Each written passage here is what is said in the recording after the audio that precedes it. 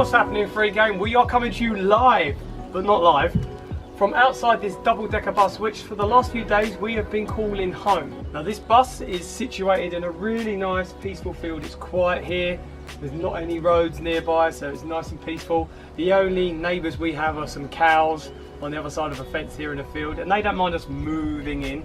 See what I did there?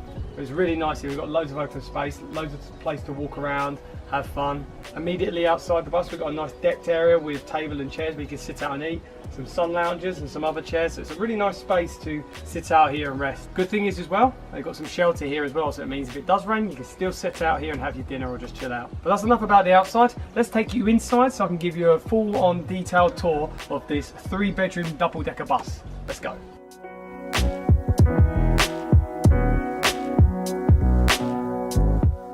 So this is Bertie the bus. That's right, that is the official name of this bus, Bertie. What a cute name, I love Bertie. This bus is obviously decommissioned, but a long time ago it would have carried hundreds, thousands of passengers on multiple journeys around a city or town somewhere. But now it's been converted into a 3-bedroom home. And what I really like is that despite the conversion, they've still retained a lot of the original bus features, so it makes it even more special, magical and fun. So immediately as you walk in, you've got a kitchenette area. We've got an oven here, and even though it's small, it does everything we need it to. Got a grill there as well, 2 hobs. We've been able to fry up some food here already, it's been really nice. And it's right by the door as well, so you get plenty of ventilation. Toaster and kettle, absolute essentials wherever you are staying in the UK. We've had tea and toast already. For storage, there's a big deep drawer here for all of your cutlery, knives, forks, all of the bits and bobs you need around the kitchen. And there's things as well to use for the barbecue, which is really handy. Across from there, there's an electrical box in here, so if anything does trip, you can actually go in there and restart it, again, without any problems. And I like that they have these little areas here, which have been left for putting tickets in or holding things in as well. It's nice little touches like that, which make this really special. We've got a decent sized sink here. It's been very practical for us so far. We've got the water plugged straight into the mains here, and also electricity's routed into the mains, but there's also a solar panel on the roof as well, which is really cool, which means, you know, we're getting renewable energy, which is really good for the planet. We like to look after the planet. I really like this area as well, even though this isn't an original feature of a bus. Well, I don't think it is, but having all of these pipes for this shelving unit, I don't know, it's just a really nice touch. It makes it look all really rustic, like an old bus kind of look, I guess. We've got a decent sized fridge as well. We did a big shop recently, as you guys may have seen, so we've managed to get everything we need in here. So it's nice that you've got a good amount of storage. Across from there we've got additional storage with our plates and bowls and everything here, a bread bin, other things you need for cooking, preparing food, and also it's good for any additional food prep you want to do if you're doing a bigger meal. What I really like about this area as well is one of these original bus features they've kept here. Not just the no smoking sign, but the bus stopping sign. Do they still have these on buses? I feel like I haven't been on a bus or I haven't seen one in ages. Comment below if they still have these. This one hasn't even lit up yet, which is weird considering we're stopped the whole time. So this area in the middle I really like because you've got so much space here. It's been really nice just to chill out and rest here with a cup of tea or even a snack. I really like as well that the bus still has these original seats, reupholstered obviously, but they're the same seats you would have had on the actual bus itself. I don't remember ever them facing across from each other though. Always facing forward, maybe some facing back. Yeah. So up to the back of the bus, and we all know the back of the bus is the coolest. Comment below if you were someone that always went to sit at the back of the bus because you think it's the best place to sit. We will be going upstairs to the back of the bus, which is even the extra cooler place.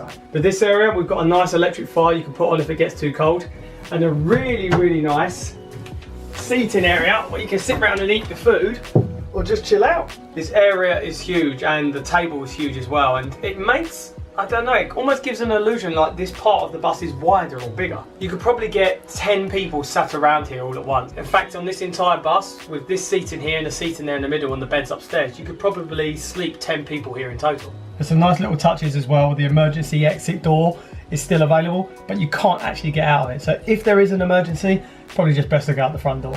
So I've shown you all of the downstairs living area, and now we're going to go upstairs to the top deck, and I can show you where all the bedrooms are. Come on.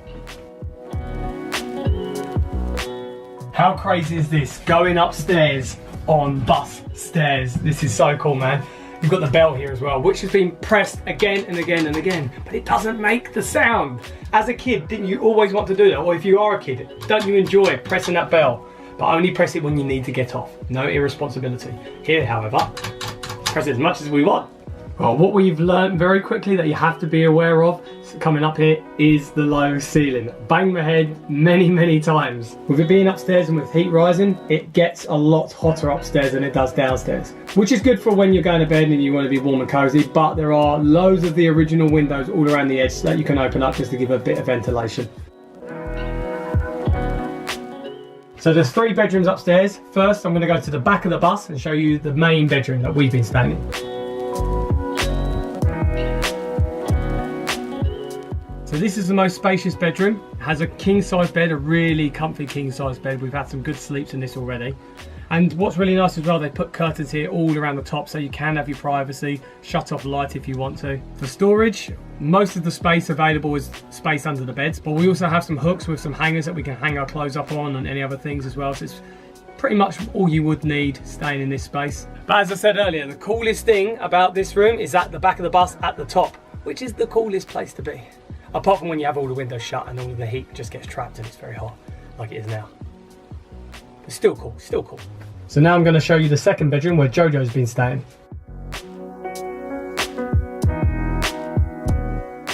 So with this room, not as much space, but enough space to get a double bed in so you can get 2 people to sleep in here. But there is good storage under the bed and there's hooks on the wall as well. And there's even a plug-in heater as well if you want a bit more extra heat. Now the last bedroom is at the front of the bus.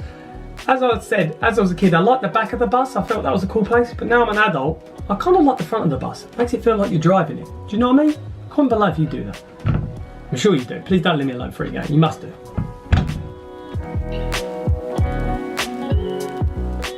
Now this is the last bedroom, and for those of you that watch all of our videos, you will know that our daughter Jamie was staying with us, but she had to go. So this bedroom now is no longer being used by her, so we've just used it for storage to put our suitcases on and other bits and bobs. But this is the front of the bus, this is the cool place. Now even though this room has the least amount of space and the double bed is just about squeezed in there, I would say it probably has the best view of all rooms on this bus. It's so nice, you can see how I look out to the fields. So waking up to see that is going to be a good start to the day. And also the good old bus stopping sign is up here as well, just in case you're not aware that the bus is stopping.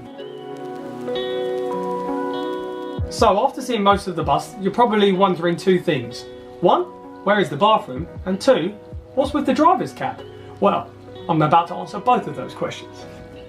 Because the driver's cab is the toilet. That is right. Come and check this out, guys.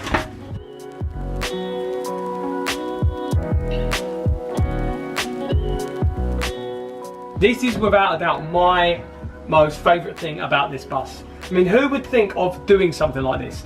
We've got a toilet with a steering wheel. You can actually use a toilet while pretending to drive a bus. It's a dream come true, right? And even all the switches, buttons, this must have been a really old bus because I've never seen any sort of driving area which has buttons for gears. There is a mirror here as well, which makes it seem a little bit weird that you're not only seeing yourself on the toilet, but seeing yourself pretending to drive a bus while on the toilet. So that is the last part of the double-decker bus to show you guys. As you probably noticed though, there isn't any shower here or washing facilities. Luckily there's just a little separate shower block there that you can use, and there's also additional toilets you can use too. So basically we've got everything we need here.